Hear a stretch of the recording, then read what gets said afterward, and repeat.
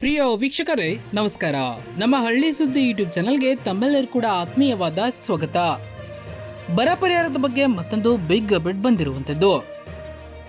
ಬರ ಪರಿಹಾರದ ಎರಡನೇ ಪಟ್ಟಿ ರೆಡಿ ಆಗ್ತಾ ಇದೆ. ಹೌದು, ನಿಮ್ಮ ತಾಲೂಕಿಗೆ ಪ್ರತಿ ಎಕರೆಗೆ 5,000 ರೂಪಾಯಿ ಪರಿಹಾರ ಸಿಗುತ್ತಾ ಅಥವಾ ಇಲ್ವಾ? ಕಂಪ್ಲೀಟ್ ಡೀಟೇಲ್ ಅನ್ನ ಈ ವಿಡಿಯೋದಲ್ಲಿ ಮಿಸ್ ಮಾಡದೆ ಕೊನೆವರೆಗೂ ನೋಡಿ. ಹಾಗೆ ನೀವು ಯಾವ ಜಿಲ್ಲೆಯಿಂದ ನಮ್ಮ ವಿಡಿಯೋನ ನೋಡ್ತಾ ಇದ್ದೀರಿ ಎಂಬುದನ್ನ ಕಮೆಂಟ್ ಬಾಕ್ಸಲ್ಲಿ ಕಮೆಂಟ್ ಮಾಡಿ ತಿಳಿಸಿ. ಹಾಗೆ ನಿಮ್ಮ ಖಾತೆಗೆ ಇಲ್ಲಿವರೆಗೆ ಎಷ್ಟು ಹಣ ಜಮಾ ಆಗಿದೆ, ಹಾಗೆ ಬೆಳೆ ಹಣ ಜಮಾ ಆಗಿದೆಯಾ ಅಥವಾ ಇಲ್ವಾ ಎಂಬುದನ್ನು ನಮ್ಮ ಕಮೆಂಟ್ ಬಾಕ್ಸಲ್ಲಿ ಕಮೆಂಟ್ ಮಾಡಿ ತಿಳಿಸಿ. ಬನ್ನಿ ಹಾಗಾದರೆ ವಿಡಿಯೋನ ಶುರು ಮಾಡೋಣ.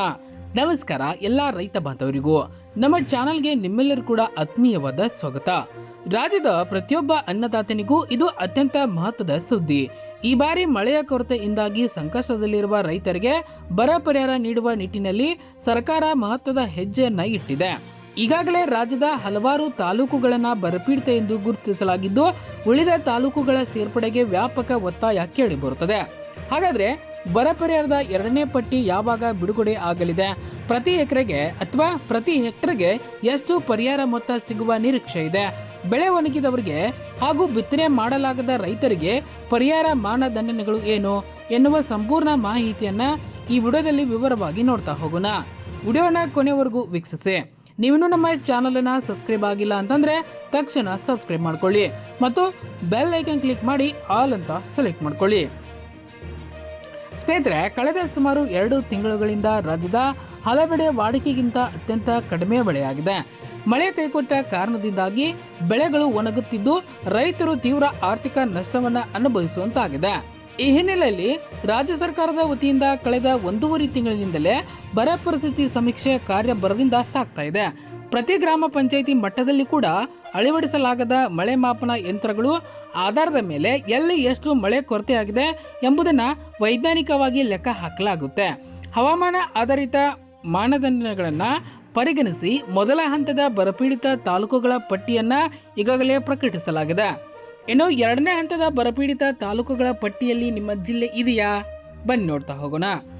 ಮೊದಲ ಹಂತದ ಪಟ್ಟಿಯಲ್ಲಿ ಹಲವು ತಾಲೂಕುಗಳು ಕೈಬಿಟ್ಟು ಹೋಗಿದ್ದರಿಂದ ರೈತ ಸಂಘಟನೆಗಳು ಹಾಗೂ ಸ್ಥಳೀಯ ಜನಪ್ರತಿನಿಧಿಗಳು ಜಿಲ್ಲಾ ಉಸ್ತುವಾರಿ ಸಚಿವರಿಗೆ ಮತ್ತು ಸರ್ಕಾರಕ್ಕೆ ಮನವಿಯನ್ನ ಸಲ್ಲಿಸಿ ಬಿಟ್ಟು ಹೋದ ತಾಲೂಕುಗಳನ್ನು ಕೂಡ ಬರಪೀಡಿತ ಪಟ್ಟಿಗೆ ಸೇರಿಸಬೇಕೆಂದು ಪಟ್ಟು ಹಿಡಿದಿದ್ದಾರೆ. ಇದಕ್ಕೆ ಸ್ಪಂದಿಸಿರುವ ಸಚಿವರು ಮತ್ತು ಅಧಿಕಾರಿಗಳು ಮರು ಸಮೀಕ್ಷೆ ನಡೆಸಿ ಎರಡನೇ ಹಂತದ ಪಟ್ಟಿಯನ್ನ ಶೀಘ್ರದಲ್ಲೇ ಬಿಡುಗಡೆ ಮಾಡುವ ಭರವಸೆಯನ್ನ ನೀಡಿದ್ದಾರೆ. ಎರಡನೇ ಪಟ್ಟಿ ಅಧಿಕೃತವಾಗಿ ಹೊರಬಂದ ತಕ್ಷಣವೇ ನಮ್ಮ ಚಾನಲ್ನಲ್ಲಿ ಆ ಎಲ್ಲ ತಾಲೂಕುಗಳ ವಿವರವನ್ನು ನಾನು ನೀಡಲಿದ್ದೇನೆ. ಇನ್ನು ಬರ ಪರಿಹಾರ ಮೊತ್ತದ ಬಿಡುಗಡೆ ವಿಚಾರಕ್ಕೆ ಬಂದರೆ, ಕೇಂದ್ರ ಸರ್ಕಾರದ 20 ಪರಿಹಾರ ಮಾರ್ಗಸೂಚಿಗಳ ಅನ್ವಯ ಹಣ ಬಿಡುಗಡೆ ಆಗಬೇಕಿದೆ. ಕೇಂದ್ರ ಸರ್ಕಾರದ ತಂಡದ ಭೇಟಿ ಹಾಗೂ ಅನುದಾನ ಬಿಡುಗಡೆಗೆ ಕಾಯದೆ ರಾಜ್ಯ ಸರ್ಕಾರವು ತನ್ನದೇ ತುರ್ತು ಅನುದಾನದಿಂದ ಅಗತ್ಯ ನೆರವು ನೀಡಲು ಮುಂದಾಗಿದೆ. ಜಿಲ್ಲಾ ಮಟ್ಟದಲ್ಲಿ ಕುಡಿಯುವ ನೀರಿನ ಸಮಸ್ಯೆ ಬಗೆಹರಿಸಲು ಹಾಗೂ ಜಾನುವಾರುಗಳಿಗೆ ಮೇವಿನ ಬ್ಯಾಂಕುಗಳನ್ನು ಸ್ಥಾಪಿಸಲು ಈಗಾಗಲೇ ಅನುದಾನ ಒದಗಿಸಲಾಗಿದೆ. ಜೊತೆಗೆ ರೈತರಿಗೆ ನೇರ ಆರ್ಥಿಕ ನೆರವು ನೀಡುವ ಕುರಿತು ಸಚಿವ ಸಂಪುಟದಲ್ಲಿ ಅಂತಿಮ ಹಂತದ ಚರ್ಚೆಗಳು ನಡೀತಾ ಇವೆ. ಇನ್ನು ಲಭ್ಯವಿರುವ ಮಾಹಿತಿ ಪ್ರಕಾರ ಬೆಳೆ ಬೆಳೆದು ಮಳೆ ಇಲ್ಲದೆ ಒಣಗಿ ಹಾಳಾಗಿರುವ ಜಮೀನುಗಳಿಗೆ ಪ್ರತ್ಯೇಕ ಪರಿಹಾರವನ್ನ ನೀಡಲಾಗ್ತಾ ಇದೆ. ಇನ್ನು ಮಳೆ ಕೊರತೆಯಿಂದಾಗಿ ಬಿತ್ತನೆ ಕಾರ್ಯವನ್ನೇ ಮಾಡಲು ಸಾಧ್ಯವಾಗದ ಪ್ರದೇಶಗಳಿಗೆ ವಿಶೇಷ ಮಾನದಂಡವನ್ನು ನೀಡಲಾಗ್ತಾ ಇದೆ. ಪ್ರತಿ ಎಕರೆಗೆ ಅಥವಾ ಪ್ರತಿ ಹೆಕ್ಟರ್ಗೆ ಅಂದಾಜು 4,000ದಿಂದ 5,000ವರೆಗೆ ಪರಿಹಾರ ಮೊತ್ತವನ್ನು ನೇರವಾಗಿ ರೈತರ ಬ್ಯಾಂಕ್ ಖಾತೆಗೆ ಡಿಬಿಟಿ ಮೂಲಕ ಜಮಾ ಮಾಡುವ ನಿರೀಕ್ಷೆ ಇದೆ. ಬರ ಅಧ್ಯಯನದ ಅಂತಿಮ ವರದಿ ಸಲ್ಲಿಕೆಯಾದ ಬೆನ್ನಲ್ಲೇ ಅಧಿಕೃತ ಆದೇಶ ಹೊರಬೀಳುವ ಸಾಧ್ಯತೆ ಇದೆ. ಸ್ನೇಹಿತರೆ, ಕೇವಲ ಒಣಬೇಸಾಯ ಬೆಳೆಗಳಿಗೆ ಮಾತ್ರವಲ್ಲದೆ ರಾಜ್ಯದ 20 ಪರಿಹಾರ ಮಾರ್ಗಸೂಚಿ ಅನ್ವಯ ಅಂದರೆ SDRF ಮತ್ತು NDRF ನಿಯಮಾವಳಿಗಳ ಪ್ರಕಾರ ಪರಿಹಾರವನ್ನು 3 ಪ್ರಮುಖ ವಿಭಾಗಗಳಾಗಿ ವಿಂಗಡಿಸಿ ನೀಡಲಾಗ್ತಾ ಇದೆ. ಮಳೆಯಾಶ್ರಿತ ಬೆಳೆಗಳು, ಹೌದು, ಸಂಪೂರ್ಣ ಮಳೆಯನ್ನೇ ಅವಲಂಬಿಸಿ ಬಿತ್ತನೆ ಮಾಡಿ ಒಣಗಿ ಹೋದ ಬೆಳೆಗಳಿಗೆ, ಉದಾಹರಣೆಗೆ ಹೆಸರು, ಉದ್ದು, ಸೋಯಾಬೀನ್, ಜೋಳ. ನೀರಾವರಿ ಬೆಳೆಗಳು, ಬೋರ್ವೆಲ್ ಅಥವಾ ಕಾಲುವೆ ಆಶ್ರಯವಿದ್ದರೂ ಅಂತರ್ಜಲ ಕುಸಿತ ಹಾಗೂ ನೀರಿನ ಕೊರತೆಯಿಂದ ಹಾನಿಯಾದ ಬೆಳೆಗಳು. ಇನ್ನು ತೋಟಗಾರಿಕಾ ಮತ್ತು ದೀರ್ಘಾವಧಿ ಬೆಳೆಗಳು, ಅಡಿಕೆ, ತೆಂಗು, ದಾಳಿಂಬೆ, ತರಕಾರಿ ಸೇರಿದಂತೆ ಇನ್ನಿತರ ತೋಟಗಾರಿಕಾ ಬೆಳೆಗಳಿಗೆ ಹೆಚ್ಚಿನ ಪರಿಹಾರದ ಮಾನದಂಡ ಅನ್ವಯವಾಗುತ್ತವೆ. ಕನಿಷ್ಠ 33ಕ್ಕಿಂತ ಹೆಚ್ಚು ಬೆಳೆ ಹಾನಿಯಾಗಿದ್ದರೆ ಮಾತ್ರ ಈ ಪರಿಹಾರ ಧನಕ್ಕೆ ರೈತರು ಅರ್ಹರಾಗಿರುತ್ತಾರೆ. ಕಂದಾಯ ಮತ್ತು ಕೃಷಿ ಇಲಾಖೆಯ ಜಂಟಿ ಸರ್ವೆಯಲ್ಲಿ ಇದನ್ನ ದಾಖಲಿಸಿಕೊಳ್ಳಲಾಗುತ್ತದೆ. ಈಗ ಬಹಳ ಮುಖ್ಯವಾದ ವಿಷಯಕ್ಕೆ ಬರೋಣ. ಹಣ ನೇರವಾಗಿ ನಿಮ್ಮ ಖಾತೆಗೆ ಬರಬೇಕಾದ್ರೆ ನೀವು ಏನು ಮಾಡಬೇಕು? ಈಗಾಗಲೇ ಹಿಂದಿನ ವಿಡಿಯೋದಲ್ಲಿ ಹೇಳಿದ ಹಾಗೆ ನೀವು ಸರ್ಕಾರ ಪರಿಹಾರ ಘೋಷಣೆ ಮಾಡಿದ ತಕ್ಷಣ ಹಣ ಮಧ್ಯವರ್ತಿಗಳಿಲ್ಲದೆ ನೇರವಾಗಿ ನಿಮ್ಮ ಖಾತೆಗೆ ಬರಲು ನೀವು ಫ್ರೂಟ್ ತಂತ್ರಾಂಶದಲ್ಲಿ ನಿಮ್ಮದು ID ಇರಬೇಕು. ಅಂದರೆ ಫ್ರೂಟ್ ID FID ಮಾಡಿಸಿರಬೇಕು. ನಿಮ್ಮ ಜಮೀನಿನ ಪಹಣಿ ನಿಮ್ಮ ಫ್ರೂಟ್ IDಗೆ ಲಿಂಕ್ ಆಗಿದೆಯಾ ಎಂದು ತಕ್ಷಣ ಪರೀಕ್ಷಿಸಿಕೊಳ್ಳಿ. ನಂತರ ಬ್ಯಾಂಕ್ ಖಾತೆಗೆ ಆಧಾರ್ ಜೋಡಣೆ, ನಿಮ್ಮ ಮುಖ್ಯ ಬ್ಯಾಂಕ್ ಖಾತೆಗೆ ಆಧಾರ್ ಲಿಂಕ್ ಆಗಿರಬೇಕು ಮತ್ತು DBT ಆಕ್ಟಿವ್ ಆಗಿರಬೇಕು. ಜಂಟಿ ಖಾತಾ ಸಮಸ್ಯೆ, ಜಂಟಿ ಖಾತೆಗಳಿಗಿಂತ ವೈಯಕ್ತಿಕ ಖಾತೆಗೆ ಆಧಾರ್ ಸೀಡಿಂಗ್ ಆಗಿರುವುದು ಉತ್ತಮ. ನಿಮ್ಮ ಗ್ರಾಮದ ರೈತ ಸಂಪರ್ಕ ಕೇಂದ್ರ ಅಥವಾ ಗ್ರಾಮೀಣ ಕೇಂದ್ರಕ್ಕೆ ಭೇಟಿ ನೀಡಿ ನಿಮ್ಮ ಫ್ರೂಟ್ ID ಆಕ್ಟಿವ್ ಆಗಿದೆಯಾ ಎಂದು ಈಗಲೇ ಒಂದ್ಸಾರಿ ಖಚಿತಪಡಿಸಿಕೊಳ್ಳಿ. ಬರ ಪರಿಹಾರ ಅಥವಾ ಬೆಳೆ ವಿಮಾ ಹಣ ಮಂಜೂರಾಗಲು ಅತ್ಯಂತ ಪ್ರಮುಖ ಆಧಾರವೇನೆಂತಂದರೆ ರೈತರ ಬೆಳೆ ಸಮೀಕ್ಷೆ.